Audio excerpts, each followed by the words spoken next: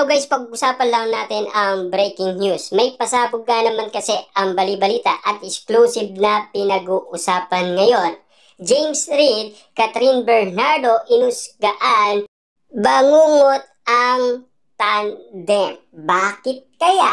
Ano kaya ang rason ng balita patungkol umano sa love team nina James at Catherine Bernardo na pinag-uusapan na alam naman natin after daw ng Pilipinas Got Talent Season 7 sa pagiging urado ni Catherine Bernardo, may malaki siyang project na teleserye. At ang usapan, ang maging kapartner niya, walang iba kundi si James.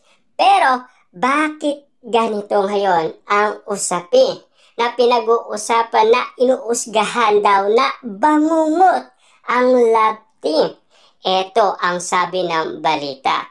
Pawang negatibong komento ang natanggap mula ng mapabalitaan magtatambal sina Catherine Bernardo at James sa isang serye.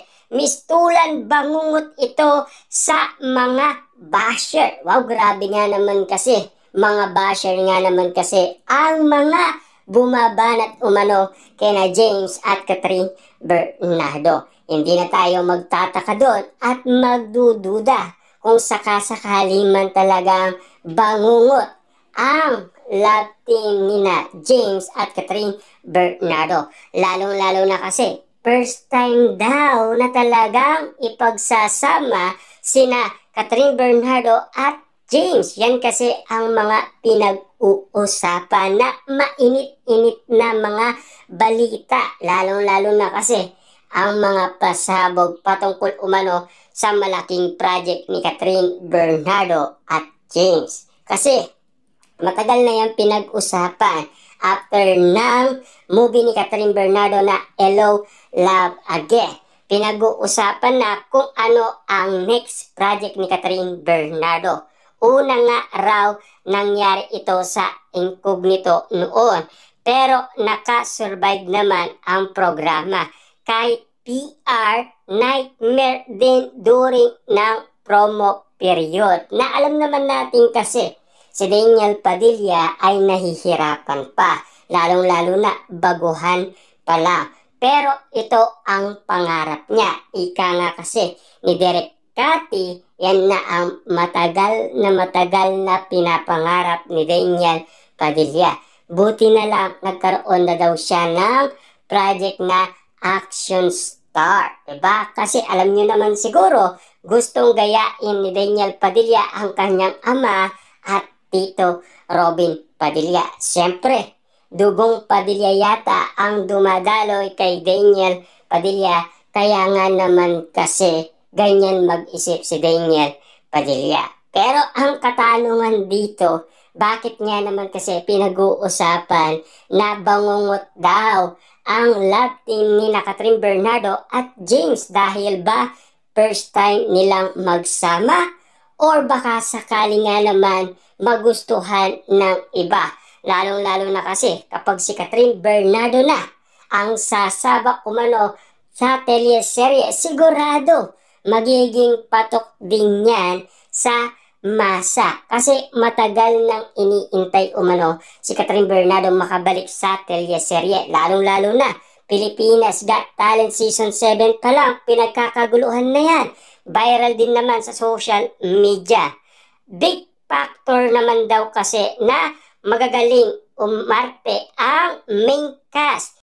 Except sa isang aktor na iisa lang ang face expression sa fight scene lang bumabawi. Pati ang mga guest. Kaya pumatok pa rin sa issue. Komento ng mga netizens, may talent naman kasi sila eh. Si James ba marunong umakting? Magaling sikat ay pinuna rin ang acting. Pwede kayang iba na lang bida doon sa Elena 1944? Walang kalatoy-latoy acting ni Catherine sa totoo lang. Yan kasi ang sinasabi ng mga basher ni Catherine Bernardo. Pero bakit nga naman kasi maraming nanonood? Bakit maraming sumusuporta? Dahil ba sa kaugalian ni Catherine Bernardo? Dahil sa pagmamahal niya at respeto sa kanyang mga tagahanga? Hindi ba ganon? Or talagang magaling lang talaga si Catherine Bernardo umacting na hindi talaga nakikita ng ibang basher ni Catherine Bernardo sa totoo lang. Kasi sinasabi nga naman kasi nila na kalatoy-latoy daw ang acting ni Catherine Bernardo. Bakit naman kaya? Kahit na si Alden Richard nga, sinasabi niya magaling si Catherine Bernardo. Lahat ng mga nakasama ni Catherine Bernardo na iba't ibang mga artista, ang sinasabi nila may galing si Catherine Bernardo sa pag-acting. Bata pa lang yan, mausay na. Kita niyo naman pag umiyak yan on teleserye noong siya ay bata pa. Napakagaling ni Catherine Bernardo umarte. If Catherine doesn't upgrade her acting skill sa Elena 1944, she gradually good downhill from there. Rom-com daw yung kay James at Catherine. Parang hindi sila bagay sa ganyan genre. Sa Paris ang location kaya yabang-yabang na man fans ni Catherine. Catherine not beating the love team. International location formula further.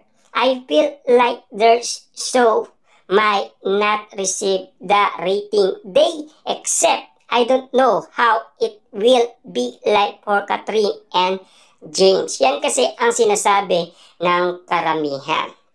Tandaan ninyo, si Catherine Bernardo, bata pa lang yan, ay siyempre nag-aral na yan ng workshop sa ABS-CBN sa pag-acting. Anyway, abangan na lang natin kung papatok ba ng tandem ng dalawa sa bandang uli at mawala ang mga ibinabatong batikos ngayon.